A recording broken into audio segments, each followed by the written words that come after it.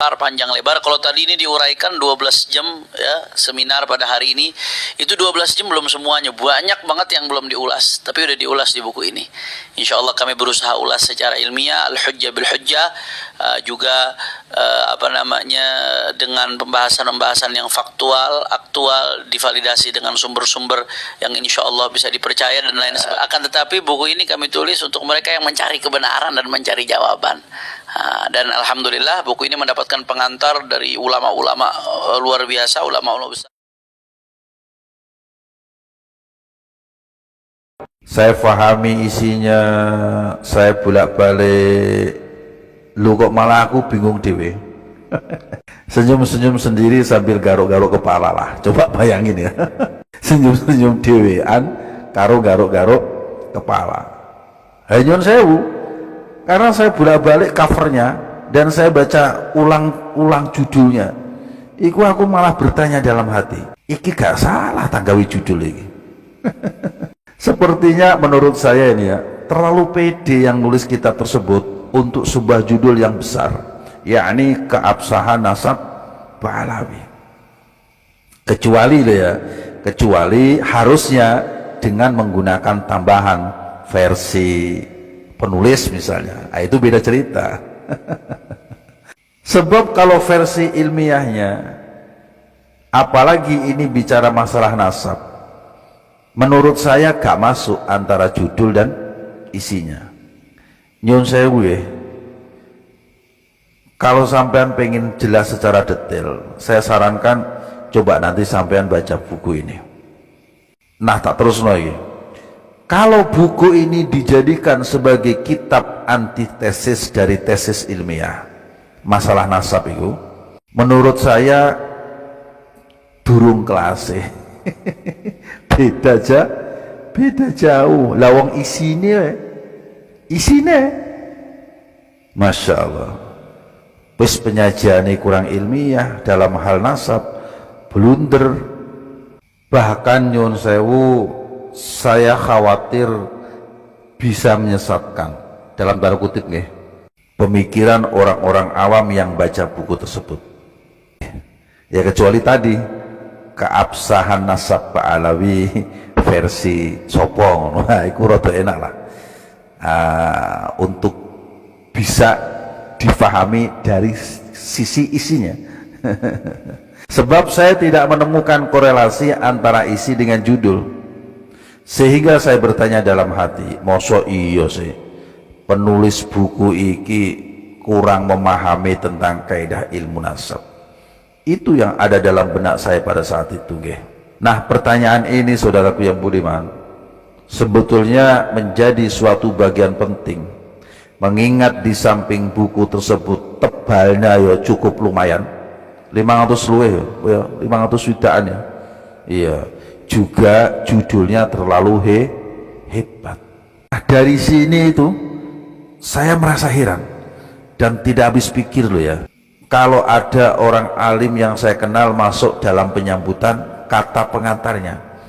Sebab saya saja ini orang yang bukan orang alim lah, setelah baca buku itu rodok geleng-geleng dasku. Melihat beberapa hal yang menurut saya itu kurang benar dan terkesan manipulatif dalam penyajian sumber referensi yang comot sana comot sini, sepotong. Apalagi kalau orang-orang alim sing moco, tentu mereka lebih geleng-geleng kepalanya mungkin lebih dibandingkan dengan saya. Tahu gak maksud saya ini? Ngerti gak? Alhamdulillah. Artinya gini, buku tersebut kalau menurut saya biasa-biasa, tidak ada yang istimewa. Bahkan beberapa kesalahan tertulis di sana sini. Masa sih mereka yang memberi sambutan di kata pengantarnya belum baca dulu isinya sebelum menyambut? Atau nyun sewu ge, jangan-jangan itu iso bener iso salah. Jangan-jangan mungkin mereka terlalu percaya dari berangkat rasa husnudon. Pokoknya mah baik welah, percaya dah buku Habib beren ya. Kalau benar begini, wah ya wes, piye neh kumaha atunya. Cuman sangat saya sayangkan. Sangatnya berapa kali?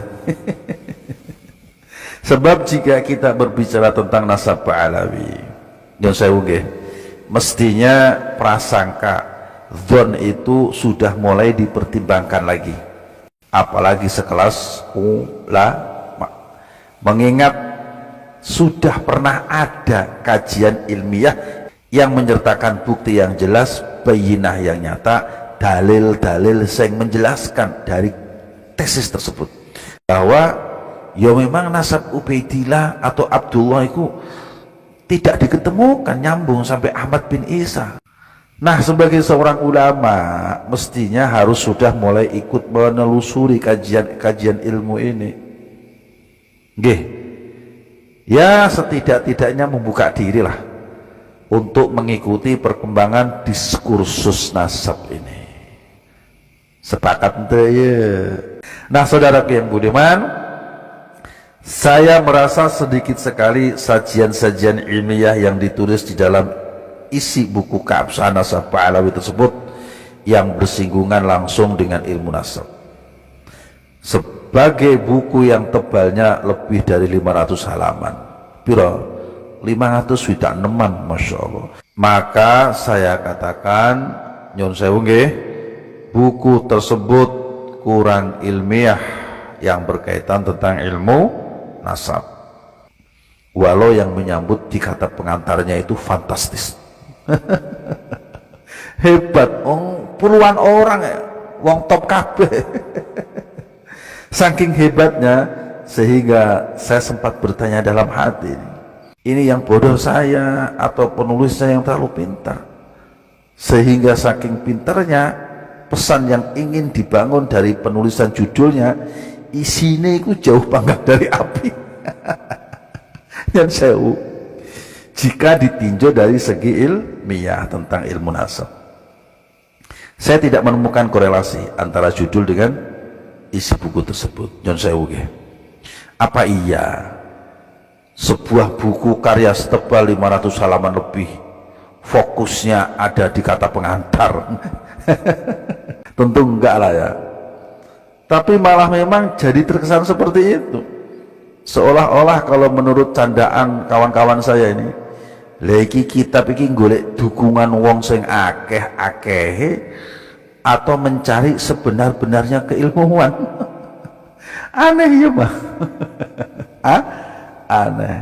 Apalagi jika mengingat masih terdapatnya beberapa kesalahan yang menurut saya seharusnya tidak terjadi di buku sekelas 500 halaman lebih tebalnya dengan penyambutan kata pengantar yang fantastis tersebut. Betul tidak? Pada salah satunya dari kitab referensi yang diambil, yakni kitab Rosail, yang di dalamnya mengambil kalimat-kalimat dari kitab tersebut, main comot, ditulis sepotong. Seperti tadi yang saya katakan dari awal, bahkan salah tulis. Lagi sengaja apa tidak? Bawa alam ya. Tapi yang pasti nyon sewu, hingga saat ini tidak ada ralat dari pihak penulis, juga tidak ada ralat dari pihak penerbit. Padahal kesalahan tersebut menurut saya sangat mempengaruhi makna kalimatnya sebagai salah satu bagian tina penentuan dalam ilmu nasab. Lagi maksudnya kumaha ya, sengaja atau nabi kumaha atau memang karena manusia tempatnya salah dan lupa ya, saking banyak yang harus ditulis barangkali. Tapi jika itu yang dijadikan alasan, maka saya pun berpendapat ya wis lah, hanya penulis dan Allah lah yang tahu. Pokoknya nama panjang kalau mau dijelaskan mah ya. Saya berharap sampai nanti baca buku tersebut, selebihnya nanti boleh kita diskusikan bersama-sama agar nyambung obrolannya dan bagian-bagian mana yang perlu kita koreksi bareng-bareng. Monggo. Ayana mah mending kene ngopi heula sok lah.